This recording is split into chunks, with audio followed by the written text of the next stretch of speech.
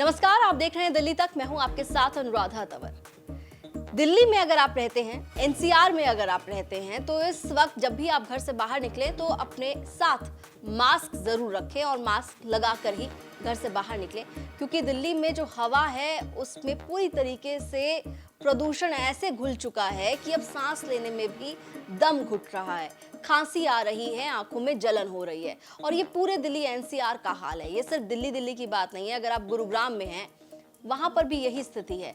आप नोएडा हैं, गाजियाबाद हैं, वहां पर भी हालात ऐसे ही हैं कि आसमान की तरफ देखेंगे तो आपको आसमान साफ नजर नहीं आएगा, आपको धुंधला आसमान नजर आएगा, आंखों में जलन होगी, खांसी आएगी। ये सब ऐसी सिम्टम्स हैं जो इस वक्त हर कोई फील कर रहा है।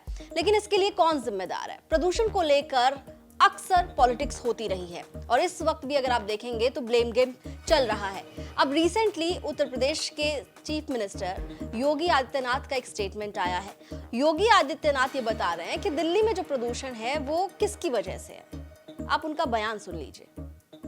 परसों उच्चतम न्यायालय ने एक 5-6 राज्यों को नोटिस जारी की और नोटिस जारी करते समय पंजाब को, हरियाणा को, उत्तर प्रदेश को, दिल्ली और अन्य राज्यों को नोटिस जारी करके कहा कि जो ये फॉग है, जो ये धुंध है, दिल्ली जब मैं लखनऊ से गया, वहां धूप थी, मौसम एकदम साफ था, लेकिन अगले 35 मिनट के अंदर मेरी फ्लाइट गाजियाबाद में लैंड की तो गाजियाबाद में मैंने देखा पूरा अंधेरा था।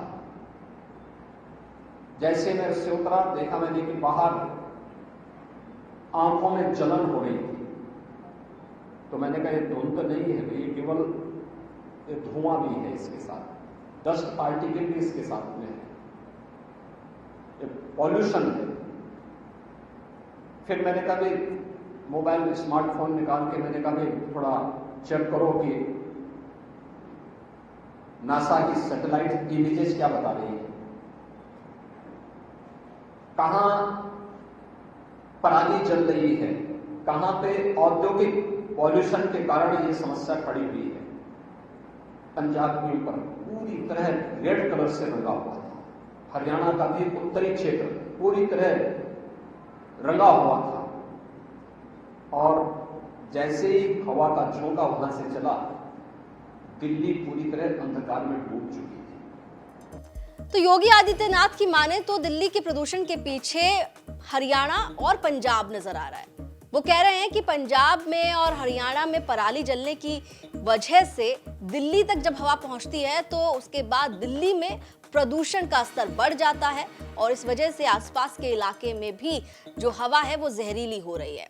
फिलहाल प्रदूषण कौन फैला रहा है और प्रदूषण किसकी वजह से इतना ज्यादा बढ़ रहा है, ये वो सवाल हैं जिन पर लगातार ब्लेम गेम चल रहा है।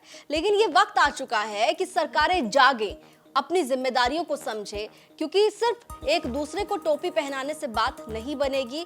प्रदूषण सिर्फ दिल्ली की समस्या नहीं है, प्रदूषण सिर्फ एनसीआर की समस्या नहीं है। प्रदूषण की वजह से लोगों की सांस जो है वो अटकी हुई है, प्रदूषण की वजह से लोगों का दम घुट रहा है और ये हमारा मौलिक अधिकार है, ये हमारा अधिकार है कि हम साफ हवा में सांस लें। लेकिन फिलहाल सांस लेना आसान नहीं है, क्योंकि जब जब सांस ले रहे हैं उसके साथ साथ हमारे शरीर के भीतर वो गंदी हवा, वो जहरीली हवा प्रवेश कर रही है, जिसकी वजह से न जाने क्या क्या बीमारियां हमें आने वाले समय में हो सकती हैं। हम अपने घर के जो बुजुर्ग लोग हैं उन्हें अब पार्क में वॉक करने के लिए नहीं भेज सकते, क्योंकि पार्क में जाएंगे तो वहां पर भी आपको पोल्यूटेड एयर ही मिलेगी। तो ऐसे में सबको मिलकर इस प्रदूषित हवा से छुटकारा दिलाने के लिए काम करने की जरूरत है। ब्लेम गेम, टोपी ट्रांसफर करने से काम नहीं चलने वाला है। सरकारों को एक साथ मिलकर सामने आना होगा ताकि इस समस्या से निजात मिल सके। हालांकि दिल्ली की अगर बात की जाए तो फिलहाल आपको बता दें कि जो पर्यावरण मंत्री हैं गोपाल राय, उन्होंने एनवायरमेंट डिपार्टमेंट के कंसर्न ऑफिसर्स के साथ, अथॉरिटीज के साथ जो है वो मीटिंग बुलाई थी और उसमें कुछ बड़े स्टेप्स लिए गए हैं प्रदूषण को कंट्रोल करने के लिए। आपको बता दें ग्रैप स्टेज 3 लागू कर दी है, लेकिन अभी भी अगर आप AQI चेक करेंगे, चाहे आप दिल्ली का कर लीजिए, आप हरियाणा में कहीं है तो वहां का चेक कर लीजिए, पंजाब का चेक कर लीजिए, आपको जो AQI है वो यही इंडिकेट करेगा कि यहाँ की हवा सांस लेने लायक नहीं है, अनहेल्दी है। अगर आप दिल्ली में हैं तो आपको जो AQI है वो आंकड़ा डरा देगा, क्योंकि वो 500 के पार जा चुका है। जी हाँ, बहुत ज्यादा घातक स्तर पर इस वक्त दिल्ली में हवा की क्वालिटी हो चुकी है। ऐसे में हो सके तो घर पर रहिए और अगर बाहर निकलना है तो मास्क लगाकर ही निकलिए। दिल्ली से जुड़ी तमाम खबरों के लिए आप देखते रहिए दिल्ली तक।